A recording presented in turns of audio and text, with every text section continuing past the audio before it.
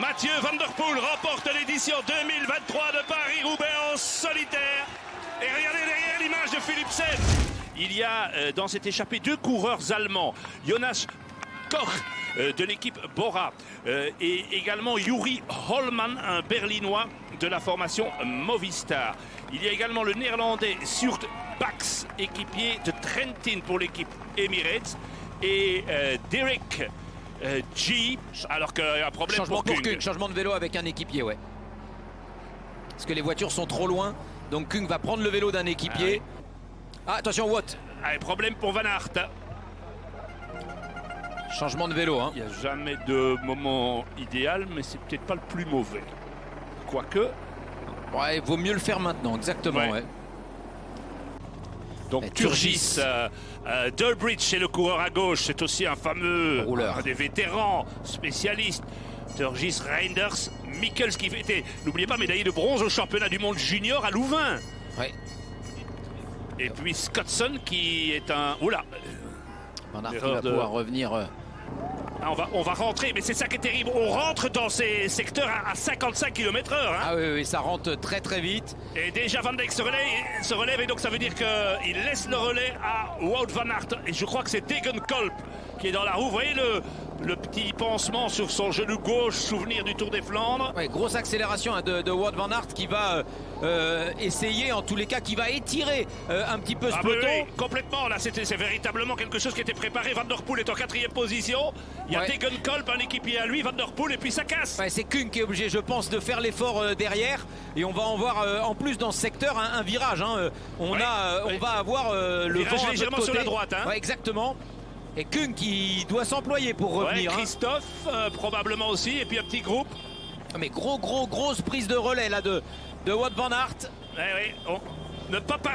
L'objectif de Wout van Aert, ne pas arriver à 120 au début de la forêt d'Arambert. Je pense gros travail de Van Aert qui laisse tout le monde sur place là pour le moment avec Degenkolb. Van Der Poel est un peu bloqué et Van Aert continue. On est à 102 km de l'arrivée. Ouais, Lampart, on vous dit, Pedersen, Christophe, Van Mark, ce sont les leaders. Oui, et là, on retrouve quand même quelques-uns comme Reinders ou autres qui étaient dans le groupe intercalé, donc qui étaient devant, qui n'ont pas su prendre les roues. Donc pour moi, impossible pour ces coureurs-là de revenir sur ce groupe. Mais regardez là, le tubeless qui a déjanté en fait. Hein, normalement, le tubeless est sous pression. Et là, ça a sauté. C'est vraiment pas de chance pour ce coureur-là. Et donc on a à gauche... Holman, ouais, nouvelle chute. Ah, derrière, c'est tombé. Et ça, c'est le château de cartes, c'est ce qui arrive chaque fois là à l'arrière avec. Il y a du. Oh, c'est Asgreen. Il y a du Soudal, oui, Asgreen, exactement. Et c'est ce que Van Aert voulait éviter. C'est exactement ça qu'il voulait éviter. Il y a un loto. Ouais, attention, parce qu'en plus, ça freine forcément pas très bien quand vous êtes comme ça. Oh là là.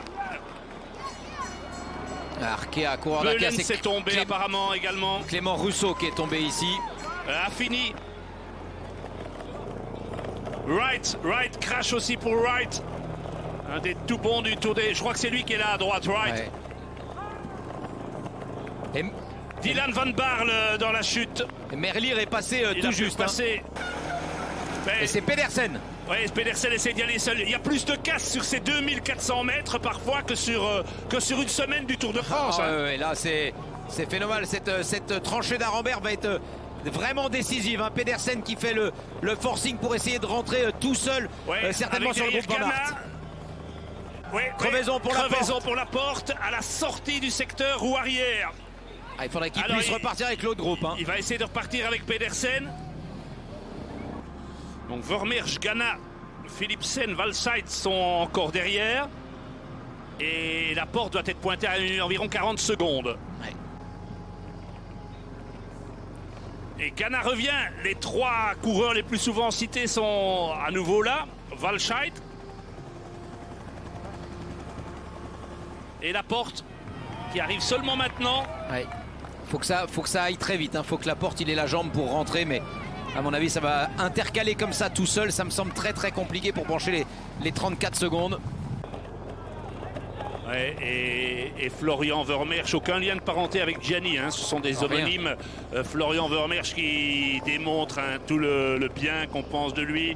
Il a eu une année un peu plus difficile l'année dernière, mais qui confirme que le Tour des Flandres, Paris-Roubaix, ce sont des courses pour lui.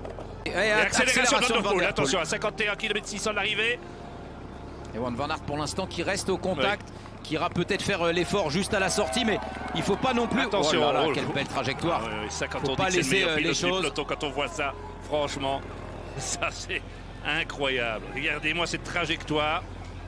Et le claire accélération de Mathieu Van Der Poel à 51 km de l'arrivée. Et là où Wout van Aert doit être vigilant, c'est j'allais dire, c'est accélération garder. de Van Der Poel. C'est de et Van garder la Aert va roue. directement dans la roue et Kung y va maintenant. Attention, attention. 47 km 300, les gros moteurs sont lancés. Mais Philipsen y va. Époustouflant. Je me demande si derrière les deux, le plus fort, c'est pas Philipsen. Ah ouais, il est impressionnant parce que c'est lui qui fait l'effort alors qu'il aurait pu créer la cassure pour écarter Kung. Hein.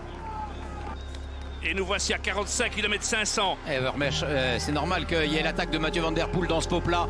C'est un endroit qui est très très stratégique, ce long faux plat à la sortie. Mais Van Aert ne le... Ça fait exploser tout le monde, il part à deux. Ah oui, là, Kung explose. Kung explose. Degenkolb pourra pas revenir. Degenkolb pourra pas revenir. Alors, est-ce que Van Aert relaie ou relaie pas? Je pense qu'il va y aller. Ils sont hein. partis à deux.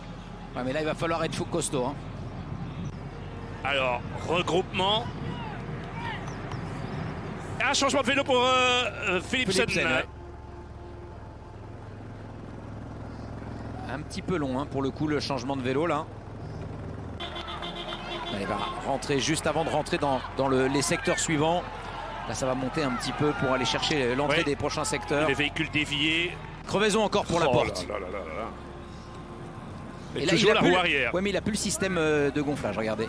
Oui mais donc là ce serait un peu vraiment marqué malchance. Et la porte, il faut changer le vélo là pour pouvoir rester dans le contact ici. Et c'est parti! Voilà l'attaque, il va passer.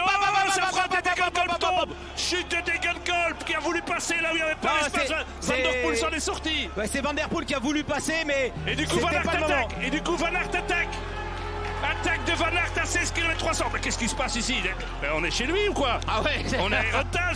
Au moment où il attaque ici, on a l'impression qu'il y a une équipe qui vient de marquer un but dans un stade de 20 000 personnes. Ah, et c'est vraiment pas volontaire, hein, la faute de Mathieu Van Der Poel qui a voulu profiter d'un trou. À 16 km. Et ça vire, hein, c'est le virage. Attention, c'est le virage. Et c'est parti. Quelle explosion. Et c'est le duel, hein, c'est le duel. Mathieu Van Der Poel va-t-il être en mesure de rentrer? Le duel est parti. Van Aert en garde encore un peu sous la pédale ici. Quel match, quel match. Wout van Aert. Ah, le pauvre John Degenkolb.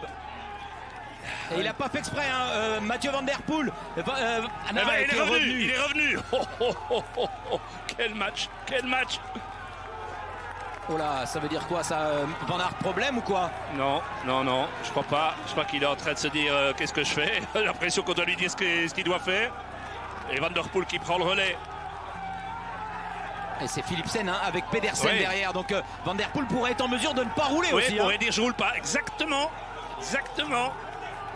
Et regardez. Mais la façon dont Van Aert a attaqué, c'est bien vu. Mais la façon dont Van Der Poel est revenu. En fait, Van Aert a voulu prendre la gauche pour passer. Van Der Poel a pris la droite, mais il est venu là où il y avait Degenkolb qui avait sa trajectoire. Il lui fait mal à Mathieu Van Der Poel. Il fait très mal. Van Aert est en train de sauter. Aïe, aïe, aïe. Van Der Poel est en train de lui prendre 1 mètre, 2 mètres. Et c'est reparti. Ouais, Van Der Poel le lâche. Non, il peut pas, Van Aert. Alors qu'il a fait beaucoup moins d'efforts. Il reste 200 mètres pour sortir du secteur, 200 mètres. Van Der Poel qui a sorti Van Aert, on le voit de sa roue. Regardez, Van Aert est obligé d'aller chercher à droite. Mais attention, c'est pas fini. Hein. C'est pas fini. Hein. Ouais, mais il est sorti beaucoup plus vite. Oui, mais ça n'est pas fini. Oh là, il peut pas, il a un problème. Ah si, c'est un problème. Il a un problème. Ah oui, il a crevé. Il a crevaison. Aïe, mais c'est pas possible. Ah non, c'est fini. Et c'est pour ça qu'il avait fait signe tout à l'heure, qu'il disait qu'il avait crevé. Et Mathieu Van Der Poel a dû se rendre compte de ça. Et l'attaque de Van Aert. C'est normal qu'il essaye sur ce secteur-là. Attention avec le public. Et Van Aert, il va tout jeter à cet endroit-là. Il n'y a que Philipsen qui est en mesure d'essayer de le suivre.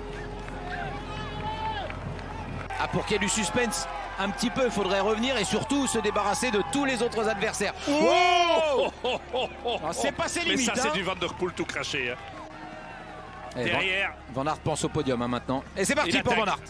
Démarrage de Van Aert avec ses qualités de rouleur. Ça, c'est l'orgueil. Et Philipsen est impressionnant parce qu'il arrive à tenir la roue. Il arrive à revenir là. S'il revient dans la roue, il va Et Van Aert, il est en train de se dire j'achète mon podium là. Ouais, si je fais sauter Pedersen, j'achète mon podium. Paris-Roubaix. Enfer et damnation pour les autres. Et il peut jubiler, il peut le faire. C'était sa 3e participation. Il remporte la Pascale, l'Évangile selon saint Matthieu, verset 3. Et derrière, ça arrive à 2. C'est Van Aert avec Philipsen derrière. Et juste derrière... Ah, Philipsen, il savoure la victoire, mais il est dans la route Van Aert. Et donc finalement, on va quand même avoir ça, Van der Poel et Van Aert trou dans roue, mais avec un tour d'écart. Et voilà, Mathieu Van der Poel remporte l'édition 2023 de Paris-Roubaix en solitaire. Et regardez derrière l'image de Philipsen. Oui, ça déconcentre Van Aert, je pense même. Hein. Ah oui. Parce que Philipsen va devoir rentrer dans le match. Mais ça, il sait le faire. Et on est parti avec 2 Belges sur le podium. Mais dans quel ordre?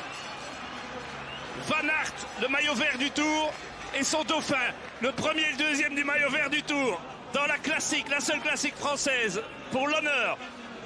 À chance égale, ce sont les 2 meilleurs sprinters on retarde belges. on retarde le sprint. Van Aert retarde le sprint. Il le retarde le plus tel un possible. sprinter, tel un pistard, il monte sur le haut de la piste. Ça va plonger, ça revient plein pétrole derrière. Van Aert, c'est Philipsen qui lance. Philipsen lance en bas.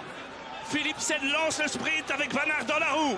Et il va pas pouvoir remonter Van Aert là. Philipsen, Van Aert, Philipsen est plus véloce. Et Philipsen pour le doublé. 2e Philipsen, 3e Van Aert, 4e Pedersen, 5e Kung, 6e Ghana.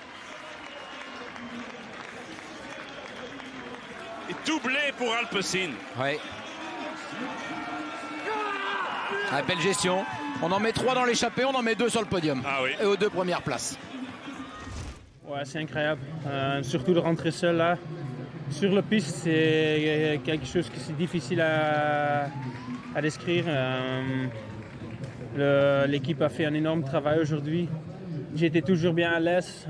On a tout fait parfait. Et on fait 1 et 2. C'est quelque chose qu'on doit vraiment fêter ce soir parce que ça va peut-être plus jamais se passer.